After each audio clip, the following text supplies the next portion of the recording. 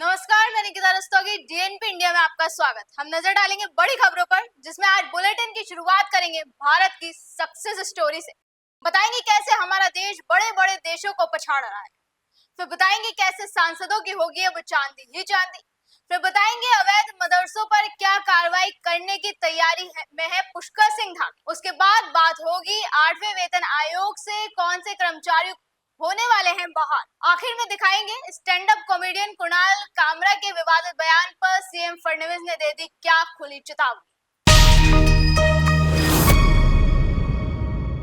अपनी प्रगतिशील आर्थिक नीतियों, साहसिक संरचनात्मक सुधारों और व्यापार करने में आसानी पर लगातार ध्यान देने से भारत आज दुनिया की सबसे तेजी से बढ़ती प्रमुख अर्थव्यवस्था बन चुका है। पीएम मोदी के नेतृत्व में भारत लगातार तरक्की कर रहा है, जिससे मोदी की सरकार की काफी सराहना हो रही है। भारत की जीडीपी $4 ट्रिलियन के पार हो गई है। भारत ने 2015 में $2.1 ट्रिलियन से अपनी जीडीपी को बढ़ाकर 2025 तक $4.3 ट्रिलियन कर लिया है, जो 105% की अभूतपूर्व वृद्धि दर्शाता है। ये वृद्धि भारत को दुनिया की शीर्ष 5 अर्थव्यवस्थाओं में शुमार कर देती है और पिछले 10 वर्षों भारत ने अपनी जीडीपी को 2 गुना किया है। धीरे धीरे भारत जापान, जर्मनी को भी पीछे छोड़ने की दिशा में अग्रसर कर रहा है। अनुमान है कि 2027 तक भारत अपने इस लक्ष्य को भी पार कर लेगा।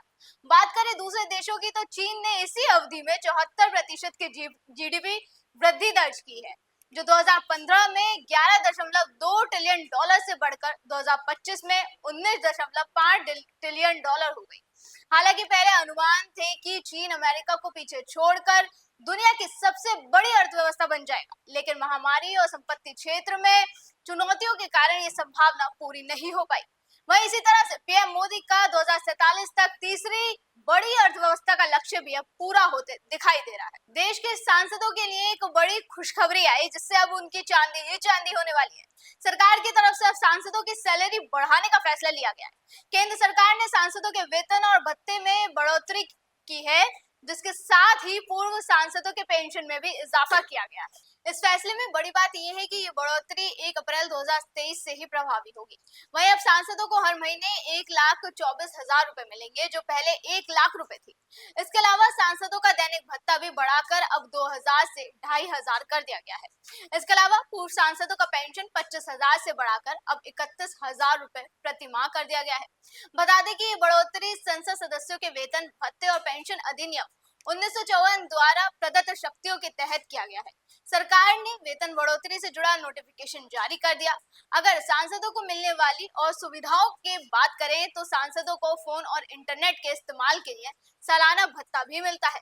साथ ही अपने और अपने परिवार के लिए हर साल 34 मुफ्त घरेलू उड़ानें और किसी भी समय फर्स्ट क्लास की ट्रेन यात्रा की सुविधा भी मिलती है। यही नहीं, सांसदों को सालाना 50,000 मुफ्त बिजली यूनिट का फायदा मिलता है।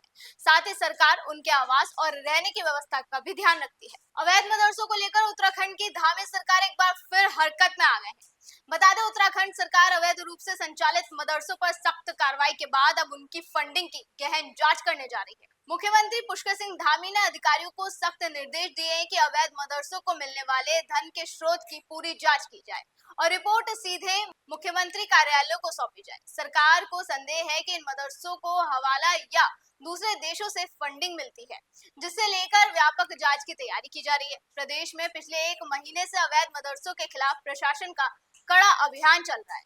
अब तक पूरे प्रदेश में 136 अवैध मदरसों को सील किया जा चुका है।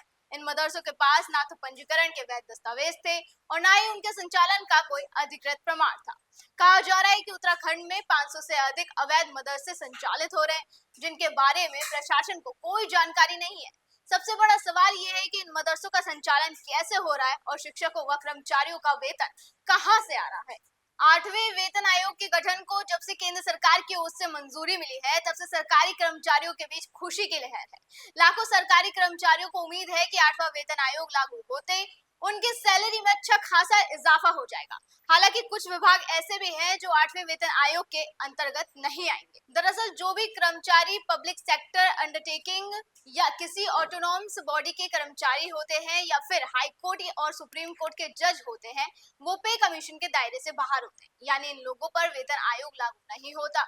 इनकी सैलरी और भत्तों के लिए नियम अलग होते हैं। यही वजह है कि 8वां वेतन आयोग इन लोगों पर लागू नहीं होगा। 8वें वेतन आयोग में सैलरी हाइक फिटमेंट फैक्टर और भत्तों के आधार पर होगी। आपको बता दें, देश में फिलहाल 7वां वेतन आयोग लागू है। ये वेतन आयोग साल 2014 में गठित हुआ था और इसे साल 2016 में लागू किया गया था। आमतौर पर भारत में हर 10 साल में एक नया वेतन आयोग लागू होता है। देश का पहला वेतन आयोग 1946 में गठित किया गया था। Stand up comedian Kunal Kamra एक बार फिर विवादों में है। कुणाल कामरा ने अपने सोशल मीडिया प्लेटफॉर्म और यूट्यूब चैनल पर महाराष्ट्र पॉलिटिक्स को लेकर एक वीडियो डाला, जिसमें उन्होंने बिना नाम लिए महाराष्ट्र के डिप्टी सीएम एकनाथ शिंदे पर तीखी टिप्पणी की और उनके लिए गद्दार जैसे शब्द का इस्तेमाल किया, जिसके बाद शिवसेना काफी भड़की हुई है। वहीं महाराष्ट्र के सीएम देवेंद्र फडणवीस ने कुणाल कामरा को चेतावनी दे दी है और कहा कि अपमानजनक टिप्पणियों को बिल्कुल बर्दाश्त नहीं किया जाएगा। उनका बयान जिस प्रकार से स्टैंड अप कॉमेडियन कामरा इन्होंने एक गीत के माध्यम से महाराष्ट्र के पूर्व मुख्यमंत्री और विद्यमान उप मुख्यमंत्री श्री एकनाथ शिंदे जी को अपमानित करने का प्रयास किया है, ये गलत है। हम इसकी निंदा करते हैं। ऐसी चीजों को सहन नहीं किया जा सकता। कामरा को मालूम होना चाहिए कि 2024 के चुनाव में जनता ने निर्णय कर दिया है कौन गद्दार है कौन खुद्दार है, और स्वर्गीय शिवसेना प्रमुख हिंदू हृदय सम्राट बाला साहब ठाकरे जी की विरासत ये शिंदे जी के पास है। इस पर जनता की मोहर लगी है, तो कोई स्टैंड अप कॉमेडियन खड़ा रहकर इस प्रकार से उनको गद्दार नहीं कह सकता। जनता ने दिखा दिया, जिन्होंने गद्दारी की, जिन्होंने बाला साहब ठाकरे के विचारों से गद्दारी की, उनको घर भेजने का काम ये जनता ने किया हुआ है। और मैं ये मानता हूं कि कॉमेडी करने का भी अपना अधिकार है, व्यंग कसने का भी अधिकार है। हमारे ऊपर भी चाहे जितना व्यंग कसिए, इसमें कोई किसी को दर्द नहीं है, लेकिन अगर जानबूझकर अपमानित करने का और इस प्रकार से इतने बड़े नेताओं को बदनाम करने का काम अगर कोई करेगा, तो मुझे ऐसा लगता है कि उसको सहन नहीं किया जाएगा। उस पर जो भी कानूनन कार्रवाई। आपको बता दें कि कुणाल कामरा मामले में स्टूडियो में तोड़फोड़ करने वाले 12 शिव सैनिकों को गिरफ्तार किया गया था, जिसके बाद अब उन्हें जमानत दे दी गई है। इनमें शिवसेना नेता राहुल एंड कनाल भी शामिल हैं। ये तोड़फोड़ हैबिटेट स्टूडियो में शिवसेना के कार्यकर्ताओं ने की थी, जहां विवादित शो की शूटिंग हुई थी। अब सभी आरोपियों को बांदा कोर्ट ने 15,000 के निजी मुचलके पर जमानत दी है।